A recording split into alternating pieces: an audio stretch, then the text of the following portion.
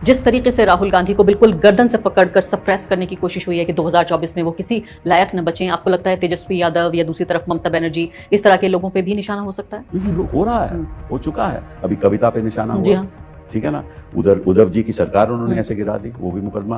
लेकिन तो भ्रष्ट लोगों को सबक सिखा रहे हैं ना मोदी जी। नहीं, कौन से भ्रष्ट लोग? वो कह रहे हैं कि हिंदुस्तान का देखा नक्शा है, दो हिस्सों में बटा हुआ। जहाँ विपक्ष है वहाँ सब भ्रष्टाचारी हैं, और जहाँ भाजपा की सरकार है वो सब दूध के धुले हुए हैं। राहुल गांधी जैसे बड़े कद के व्यक्ति को क्या जरूरी था कि वो मोदी नाम लेते? उन्होंने कहा कि उन्होंने ये नहीं कहा सारे मोदी चोर हैं, लेकिन उन्होंने कहा सारे चोर मोदी क्यों हैं? क्या आपको लगता है कि ये उन्हें बचना चाहिए था, उन्हें सावधानी बरतनी चाहिए थी, ये सब कहते हैं? नहीं, ऐसे देखिए, ऐसे तो जब आदमी कोई भाषण देता है, जैसे हमारे प्रधानमंत्री जी 2017 में उन्होंने भाषण दिया, उन्होंने कब्रिस्तान की बात की, आपको याद होगा, शमशान और कब्रिस्तान। क्या प्रधानमंत्री जी को बोलना चाहिए था कि ये धर्म संसद है, ऐसा जहर फैला रहे हैं, ऐसा जहर आप, मैं पढ़ के मेरे रोंगटे खड़े हो जाते हैं जब मैं सुनता हूँ वो कह क्या रहे हैं, और खुलेआम कहते हैं, और जज के खिलाफ भी कहते हैं, और परवाह नहीं करते। और जो शासन है वो चुप है, क्योंकि शासन को मालूम है कि इससे उनको राजनीतिक फायदा होता है। कि मेरा भगवान से जो ताल्लुकात है एक व्यक्तिगत ताल्लुकात है, मैं और मेरा भगवान, इसमें कोई राजनीति नहीं होनी चाहिए। और आप इसको राजनीति के लिए इस्तेमाल नहीं करेंगे? नहीं, ये मैं समझता हूँ कि संविधान के खिलाफ है। कि देखिए वो दौर गुजर गया जब राजकुमार और राजकुमारियों के लिए अलग कानून हुआ करते थे। ये नरेंद्र मोदी की सरकार है, नया भारत है, इस नए भारत में सबके लिए कानून बराबर है। ये नया भारत है, नए राजकुमार है, नए राजकुमार है, नया भारत है, नए शहंशाह है, नई सोच है। और वही जो काम मुगलों के वक्त होता था कि हम कुछ भी कर सकते हैं, वही मानसिकता आज है कि हम कुछ भी कर सकते हैं। देश बदला नहीं।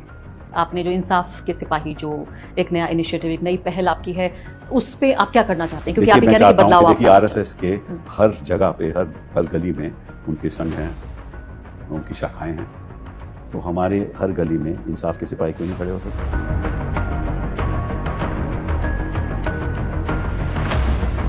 नमस्कार, द वायर में आपका स्वागत है। मैं हूं आरफा खानम शेरवानी।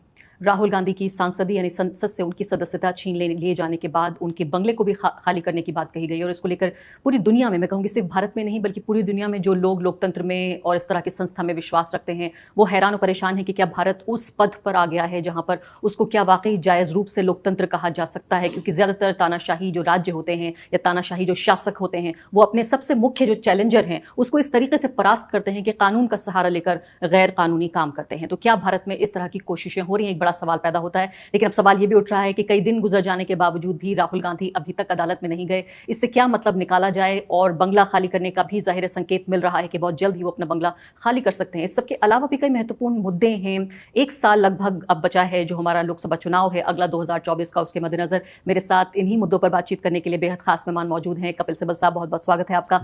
कपिल सिब्बल साहब पूर्व केंद्रीय मंत्री हैं और साथ ही देश के उच्च कोटि के जाने माने वकील भी हैं, इसलिए भी उनसे ये बहुत महत्वपूर्ण है सवाल पूछे जाना कि खासकर राहुल गांधी के डिस्क्वालिफिकेशन को लेकर और अब किस तरह के हालात आगे आने वाले हैं। इसके अलावा एक और महत्वपूर्ण बात जिसके बारे में आपने वायर में खबर भी देखी होगी, इंसाफ का सिपाही नाम से एक नई कोशिश, एक नया इनिशिएटिव उन्होंने लिया है। हम जानने की कोशिश करते हैं कि क्या कोई राजनीतिक कदम गैर राजनीतिक रूप से भी हो सकता है। कपिल सिब्बल साहब हमें बताएंगे। लेकिन सबसे पहले जब आपने ये सुना तो मैं पढ़ रही थी कि आप अंग्रेजी में आपने कहा बिजार, तो क्या मतलब हुआ? अगर हिंदी में इसको ट्रांसलेट करें कि क्या वाहियात, अद्भुत है या वाहियात है? कोई आप सोचिए कि कोई इलेक्शन में, और वो भी कर्नाटका में, किसी ने कोई स्पीच दी, राहुल गांधी ने स्पीच दी, कहा कि भाई इस देश में कई चोर हैं और उनके नाम मोदी से जुड़े हुए हैं, नीरव मोदी, ललित मोदी और एक और मोदी का उन्होंने नाम लिया। और ऐसी क्या बात है कि उन्हें नाम मोदी से जुड़े हुए हैं? शायद अगर आप और ढूंढेंगे कुछ और मोदी मिल जाए, यही उन्होंने कहा। तो ये तो एक आरोप लगाया, तो सदस्यता कैसे खो सकते थे उनकी? अदालत सदस्यता कैसे खो सकती थी? क्या उन्होंने ऐसी बात कर दी? और ना तो नीरव मोदी अदालत में गए, ना ललित मोदी अदालत के में, ना तीसरे मोदी जिनका नाम लिया अदालत में गए। कौन गया अदालत में? और वो भी गुजरात में। कोई और मोदी जो एमएलए हैं और मंत्री भी शायद रह चुके हैं, उन्होंने कहा कि ये एक मानहानि का मुकदमा किया और कहा कि मोदी जो एक सारे हिंदुस्तान के मोदीज़ के खिलाफ ये बयान दिया जा रहा है, तो मानहानि का मुकदमा कर दिया। एक तो सारे देश में मोदी कौन है? कोई पिछड़ा है। लेकिन थोड़ा सा आप इससे पहले आगे बढ़े, मैं आपसे पूछना चाहती हूँ, बहुत ईमानदारी से ये बताइए कि राहुल गांधी जैसे बड़े कद के व्यक्ति को क्या जरूरी था कि वो मोदी नाम लेते? उन्होंने कहा कि उन्होंने ये नहीं कहा सारे मोदी चोर हैं, लेकिन उन्होंने कहा सारे चोर मोदी क्यों हैं? क्या आपको लगता है कि ये उन्हें बचना चाहिए था, उन्हें सावधानी बरतनी चाहिए थी ये सब कहते हुए? नहीं, ऐसे देखिए, ऐसे तो जब आदमी कोई भाषण देता है, जैसे हमारे प्रधानमंत्री जी 2017 में उन्होंने भाषण दिया, उन्होंने कब्रिस्तान की बात की, आपको याद होगा, ठीक है, शमशान और कब्रिस्तान, क्या प्रधानमंत्री जी को बोलना चाहिए था? ठीक है ना। और कई ऐसे वाक्य हुए हैं देश में जहां एक और मंत्री ने कहा कि गोली मारो, क्या ऐसा बयान देना चाहिए था? ऐसे मुद्दे उठते हैं, और अगर देते हैं तो सजा होनी चाहिए थी। ये सजा होनी चाहिए या नहीं हुई, ये कोई मानहानि का कोई मुकदमा नहीं है। ये तो किसी ने एक बयान दिया है, और वो बयान क्या है? सही बात है कि नीरव मोदी जी बाहर बैठे हुए हैं, ये भी बात सही है कि ललित मोदी जी बाहर बैठे। ललित मोदी जी का आज ट्वीट आ गया सुबह सुबह, वो कह रहे हैं कि अदालत में खींच के ले जाएंगे, वो भी इंग्लैंड में, यूके की अदालत में ले जाएंगे। तो पहले हिंदुस्तान में आए ना, जहां उनकी जरूरत है, हिंदुस्तान में उनको आना चाहिए ना। हिंदुस्तान में क्यों नहीं आ रहे ललित मोदी जी? यही पूछ रहे हैं राहुल गांधी जी कि भाई आप बाहर क्यों बैठे हो? पार्लियामेंट में एक सवालात का जवाब हुआ जिनमें मंत्री जी ने कहा कि भैया वो सीबीआई उनको ढूंढ रही है। अपने बिजार शब्द का इस्तेमाल किया कि अद्भुत है, या ये बिल्कुल वाहियात है, या ये इस दुनिया के बाहर की कोई चीज़ है जिस पे आपको यकीन नहीं हो रहा है। आपकी कानूनी नजरें ये कह रही हैं, क्या ये कह रही है कि कानूनी रूप से गलत हुआ है? बिल्कुल गलत हुआ है। और मैं साथ में एक और बात कहना चाहता हूँ आपको। आज के दिन क्या हो रहा है कि राजनेता जो यहाँ बैठे हुए हैं, जो सत्ता में हैं, वो अदालतों का इस्तेमाल कर रहे हैं कि चलिए वैसे तो कुछ नहीं कर सकते, चलिए एक मुकदमा ही कर देते हैं। और एक मुकदमा नहीं, राहुल गांधी के खिलाफ कई मुकदमे हो चुके हैं, ये मानहानि के ही मामले में। और अगर 2 साल की सज़ा हो जाए तो कानून कहता है कि सदस्यता खत्म हो जाएगी। तो एक तो कानून गलत है, दूसरा राजनीतिक लोगों को अदालतों का इस्तेमाल करना, किसी की सदस्यता का रद्द करना, वो भी गलत है। या तो कोई ऐसी बात कही हो ना जिससे साफ जाहिर हो कि मानहानियाँ, उसके लिए भी लोग अपॉलॉजी मान जाते। मुझे मालूम है कि केजरीवाल जी, आपको याद होगा जब इंडिया अगेंस्ट करप्शन मूवमेंट चल रही थी, उन्होंने कैसे कैसे बयान दिए, अरुण जी के खिलाफ दिया, हम लोगों के खिलाफ दिया।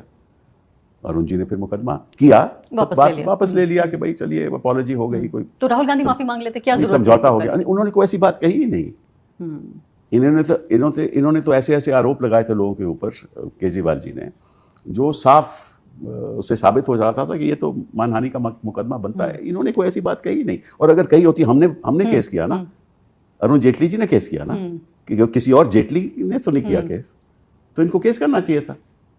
सिब्बल साहब, इसके अलावा जिस तरह से पूरा मुकदमा चला है, आप कह रहे हैं पहली बात तो यही आप गैर कानूनी मानते हैं, हर चीज में अदालतों का इस्तेमाल हो रहा है, और आप ये कह रहे हैं कि ये जो इनका डिस्क्वालिफिकेशन है ये भी कानूनी रूप से सही नहीं है, बिल्कुल गलत है। लेकिन दूसरे जिस प्रक्रिया को अंजाम दिया गया उससे तो ये सिर्फ कानूनी नहीं, पूरी तरीके से राजनीतिक है कि पहले ये मुकदमा दर्ज था, उस मुकदमे को इन्होंने विड्रॉ किया, फिर उस मुकदमे को बाहर उसकी दोबारा प्रोसीडिंग चली, और इतनी जल्दी जो है इस पर फैसला आ गया। तब जज साहब कोई और थे, फिर जज बदल गए। यही तो ताज्जुब की बात है कि यही जो शख्स जो हैं जिन्होंने मुकदमा किया, जब अदालत ने इनको, पिछले जज ने इनको बोला कि भैया आप चलिए बहस कीजिए, क्योंकि इन्होंने एक याचिका डाली कि राहुल गांधी को दोबारा बुलाया जाए। उन्होंने कहा हम नहीं बुलाएंगे, आप बहस कीजिए। तो तुरंत ही हाईकोर्ट चले गए।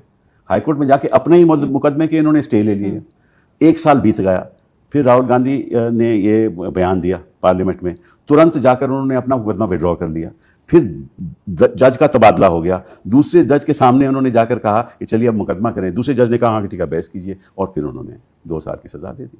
तो जो अदालतों के गलत इस्तेमाल की आप बात कर रहे हैं, और खासकर निचली अदालतों का क्या कहें, क्योंकि पहले मेरी एक बार आपसे बात हुई थी, आपने कहा आप अदालत पे कुछ नहीं कहते, आप जजों के बारे में, अपनी बिरादरी के बारे में आप बात नहीं करते हैं, लेकिन लगता है आपका स्टैंड बदला है। नहीं, कोई बदला नहीं, मैंने मैनेज किया जा रहा है अदालतों को। नहीं, ये मैं नहीं कर रहा। मैंने कहा इनका ये अदालत का दुरुपयोग, कोशिश करते हैं कि अदालत से कई तरीके से ऐसा कोई फैसला आ जाए।